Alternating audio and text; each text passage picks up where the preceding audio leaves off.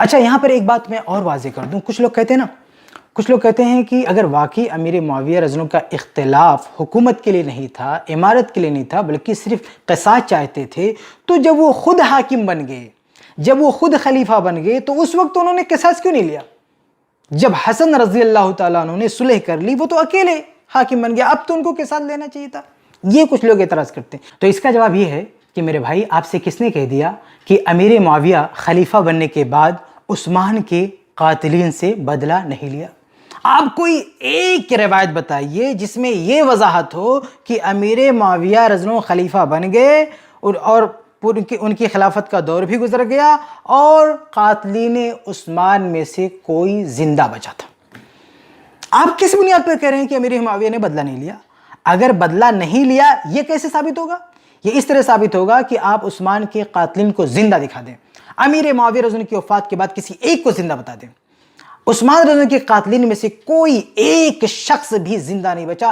امیر معاویہ رضی اللہ عنہ نے ایک ایک کو چن چن کر مارا، سارے سبائیوں کو ان کی بلوں سے نکال کر مارا۔ بلکہ بہت سارے مورخین نے لکھا ہے کہ امیر معاویہ رضی اللہ تعالیٰ عنہ نے عثمان رضی اللہ عنہ کے قاتلین کو پکڑنے کے لیے، ان کو گرفتار کرنے کے لیے اور ان کو سزا دلانے کے لیے انہوں نے ایک خاص جیل میں اس کا بندوبست کر کے رکھا تھا۔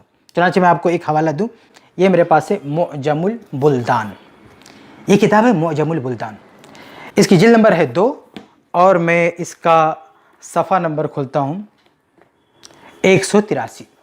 اس کتاب کے اس صفحے پر، صفحہ نمبر 183 پر ایک جگہ کا نام ہے الجلیل، اور بعض کتابوں میں اس کا نام الخلیل بھی ہے۔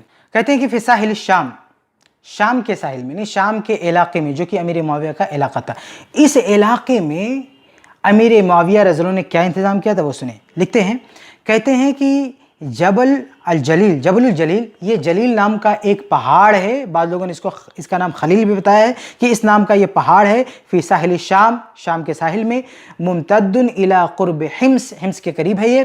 کان معاویہ یحبس فی موضع منہ، اس جگہ پر، اس علاقے کی ایک جگہ پر امیر معاویہ رضی اللہ عنہ ان لوگوں کو قید کیا کرتے تھے، کن کو؟